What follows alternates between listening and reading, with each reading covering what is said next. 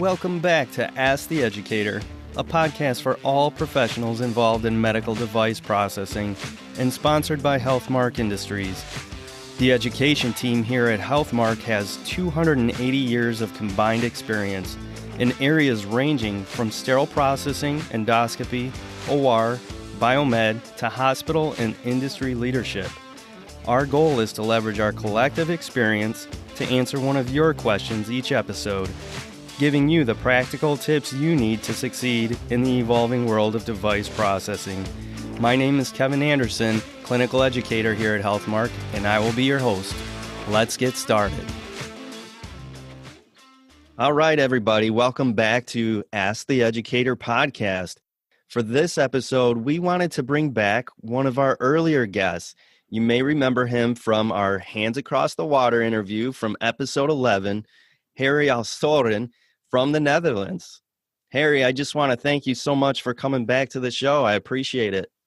Oh, I really like to be invited again. I really enjoy it. Excellent. Thank you. Yes, thank you so much. And so for this episode, Harry, I wanted to give you a chance to talk to us about the World Federation for Hospital Sterilization Sciences. A lot of us are already familiar with ISHM or CBSPD, but I'm not sure if everyone is aware of the WFHSS. So can you just give us a brief explanation of what this organization is? Yeah, sure. Thank you for this opportunity to do so. So the WFHSS is a world federation, as it already says. And what we are trying to do is to harmonize the world.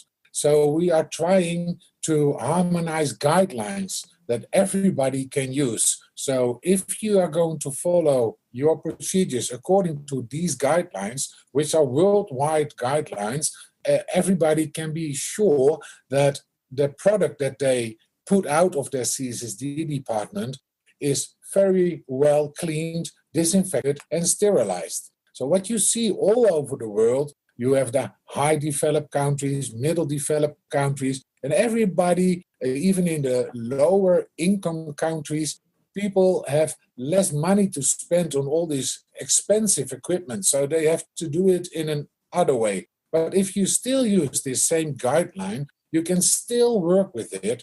And so this is why we're trying to level the world up to a bigger level of patient safety. That's what we are trying to do. And the WFHSS is an organization which exists of all the presidents of the associate associations. So from all over the world, the presidents of the associations, they meet once a year, and then we vote for everything that has been done. And above this, or besides this General Assembly, there is the Executive Committee. They are working all day for that, and it's all freelance or non-paid. I don't know the right word. So we are trying to help everybody to control the things, to anthemize the things that need to be done. But our General Assembly, they decide what we are going to do and how we are going to spend our money.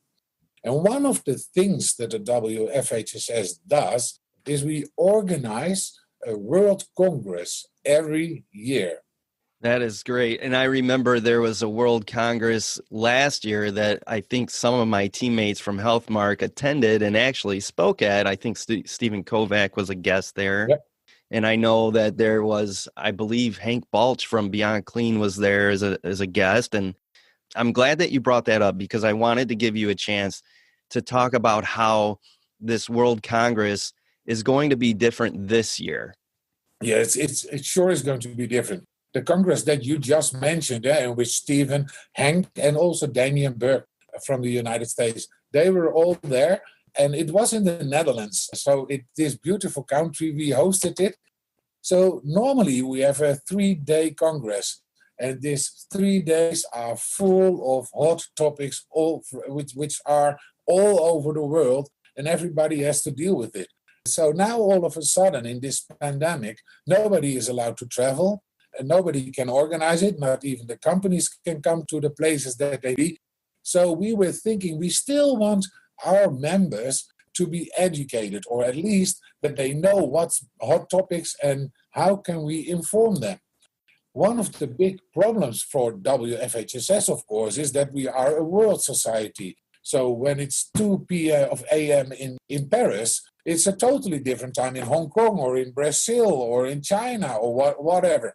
So this is Hong Kong, China, same. But that is a problem. So we scheduled it so that everybody can at least look at it live for a part of it, but everything is going to be recorded and it's going to be looped and going to be broadcasted so everybody can see and listen to the key opinion leaders that we had the opportunity to stretch for this Congress. And they are very willing to share the newest insights, to share their ideas with everybody in the world. The only difference is when we loop it, there's no possibility for the live questions and answers, which people who are live at it can do. So what you will see in this Congress, of course, COVID has had a very big influence in all our CSSD departments. But what we were wondering, is there a difference between what was happening in the Netherlands, for example, or in the United States, or in Hong Kong, or in Latin America? So what we did, we invited some people from these countries and asked them to tell what was the influence from this COVID on their department. And I think when we are now in wave 2, and maybe there will be a wave 3, in this way we can learn from each other what has been done else. Are there new ideas? Are there maybe better ideas? Are there worse ideas? Sometimes you can also listen to somebody and say, hey, we did better than all the others. Or you can say, hey, but that's what we did very good, but they did something else, and maybe we can implement that in our practice. Wow, Harry, that sounds really valuable, especially today, because, none of us really know when the end of this pandemic is coming, to be honest. And I think it's really good that we do make that a focus. And what a great opportunity for people to learn from each other across the globe, just like you said. So I guess one of my questions then would be is, how can everybody participate in this or attend it? You mentioned that they don't have to be there live, even though they could if they wanted to, but they don't have to be. Is there some sort of place they can go to register, and then they register for every education day, or do they register a la carte for each one? How does that work? So what we are going to do is when you go to the website, WFHSS.com, you can see immediately on our homepage a big poster of this digital day on November 26th for this year. And so when you go over there, you will see that the program will be only 1 day instead of the 3 days. And in this 1 day, we are going to talk about a lot of topics, not as wide as we do on 3 days, of course, but we take highlights from that, and we want to, because COVID is slowing down a lot of processes, but not the process of research. A lot of researchers keep on going for their research, and they are developing very nice papers, new methods, and we would like the world to know this new method. So when you go to our website, WFHSS.com, you can see this November 26th day. You can click on it and you can register. And I think it's only 65 euros. I don't know the amount in dollars.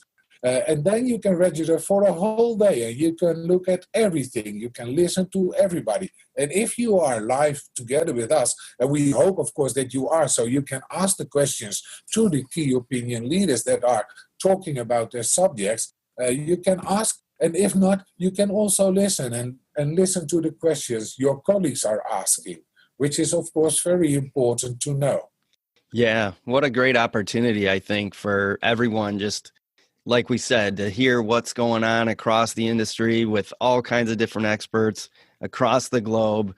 What a great opportunity. I'm just so thankful that they were able to convert this over to digital. And I was thankful, of course, to see that with Isham and the other organizations as well. But one thing's for sure is we can't get enough education right now. And then when it comes to the pandemic, the learning is continuous and it's always being updated. I mean, we've learned some things in the beginning that we thought were true, and then it just continues to evolve. So this has been very important, and I'm glad that that's a heavy topic that's going to be talked about at the WFHSS Digital Day. So what else should we know? Do you have any favorite sessions that you're looking forward to in particular? Of course, we have a very nice scientific committee, which is consists of Christine Denis, Duigo Persin, Hervé Nij, and I'm sorry to say, but also myself. And we have a lot of international connections. So we were lucky to get into the contact with a lot of very nice people. So what you will see is a mix from all over the world. People are talking about it. It ranges from Germany, the Netherlands, the United States, Colombia, Canada. So you can see China or Hong Kong. You can see a lot of things. And one of the things that you will see is that also an introduction for some new methods. So you better be sure that you are watching this. So new methods that you need to know about for your department. And not also only new methods for, let's say, sterilization of flexible endoscopes, but also a new alternative full parametric monitoring of your sterilization practice. So I think that if you are missing that, you will miss a lot. So this is the topics that you need to know about. And not only that, you saw that during this COVID pandemic, a lot of hospitals started using UV light for decontaminating their masks. So UV light is not only used for masks, but also some people are already using this to decontaminate or disinfect their equipment. So we have asked somebody who is very experienced with the UV sterilization or disinfection, and they can tell you a lot about it. So be sure that you are there, because then you can ask these people every question that you have. Because I think a lot of people have some doubt in their mind, is this so okay? And they are going to try to convince you that it is okay. So that is very good. So another thing is that normally during these 3 days, we not only have our scientific part, but we also have the companies that share their ideas with their key opinion leaders for the audience. So what we also did in this program, we put in some time where they can have their time slot and still have their key opinion leaders telling you about the new processes, the new practices, and what their company can do for you as a customer, helping you to improve your department for patient safety. So the reuse of PPE, we are all confronted with it, but are we doing the right things? Well, how could we improve that? Do we have to improve it, or do we have to shut it down? So we also are going to have one expert from a company who is going to tell you about the research that they did for that. Not only that, of course, although there is a pandemic, we also know that there is a problem with the nature, with the environmental problems that we all have. So what we're all trying to do is to reduce our ecologic footprint. And we also have some space in our program for two important people who are going to tell you how they contribute to that specific thing. And at last, so what we are also going to talk about, everybody thinks we are going to sterilize. And we do, but when it is beside our patient, is it still sterile over there? Are there circumstances where we didn't thought about? How can we improve these practices? And not only that, the inner circle, everybody is talking about the inner circle. So we need to know more about that, because that is very important. And when you have this inner circle, and is it still sterile when we bring it to the patient, we also need to know more about the barriers to the safe and effective sterile process for our reprocessing cycles. So I think this is a short of highlights of the program, and I think this must be worthwhile for everybody to look at. to listen to and to ask their questions. Well, you certainly got me interested. I want to go right on and register right now. I'm looking forward to it. And obviously, if you're speaking, that's also a plus. But just a couple short questions about it, just for people who may be wondering in their minds, are these programs, are they approved for continuing education credits for nurses or for techs? Is that something that they can get? Now, what you see is in Europe or in a lot of other countries, for professionals like us, CME doesn't count. And sometimes it's very hard to get it. So we do not have the CME. But when you take, for example, the Netherlands, we have our accreditation system. So our local accreditation committee looks at the program and says, okay, we think that this is a very good program, and they are going to give you points for. So if you're from the Netherlands and you watch this, you can get points for that, which is for your accreditation status. And I know from some other countries, they also do. And from what I have heard is that all the countries that I know of, they give this program the highest ranking for the amount of points that you can get, CME credits or whatever credits that you can get for a course like this. Well, I know for those folks that are with ISHM or CBSPD, I know that we're also able to submit education programs that we've been to manually, and we can still obtain credits. So I would imagine that this would be a great opportunity to submit for credits. Even if, it isn't given to you right up front, you can still get credit for it. I'm not sure what 65 euros translates into dollars or all the various different monies across the world, but it sounds like a reasonable cost for the type of expertise that we're going to be learning from. And I think it's going to be a great program, and I'm looking forward to it, Harry. And of course, thank you so much for coming on and speaking to us about this program and about this organization. I know that this is just a brief introduction to it, but hopefully that will get some people's interest sparked in the organization, find out how you can get involved with them, attend their education, their digital day, and learn more about what's going on across the industry, across the entire globe. So Harry, again, it's been a pleasure, and I just want to thank you again so much for joining me and for sharing with our audience about the WFHSS. I appreciate it. Thank you very much for this opportunity, and I look very much forward to meet all these people online. But as you can see in the program, at the end, there will be an introduction for next year's event, and we are all hoping that it will be a full event again. And I know that it's going to take place in Geneva somewhere in November, at the end of November. So we have a lot of time left to kill this COVID virus. So we are all allowed to travel again. So if you are interested, please join us, because it will be an interesting program. And if you still are interested, then I hope to see you in Geneva in person so we can drink a beer together. That sounds amazing, Harry. And we all hope that we can meet up in Geneva. That sounds incredible. And obviously, if we're doing that, that means the pandemic is in the rearview mirror, and we are all for that. So hopefully that will be the case, and we will talk to you then. Okay, thank you very much, and looking forward to see you again. All right, everybody. We just wrapped up our conversation with Harry Oussoren from the Netherlands. He talked to us today about the World Federation for Hospital Sterilization Sciences. They have a great virtual education program called WFHSS Digital Day. Go check it out. It's this November 26th.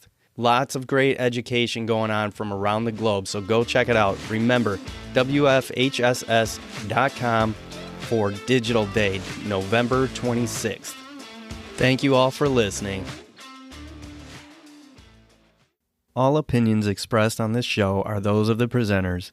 Before using any medical device, it is important to review the device manufacturer's instructions for use.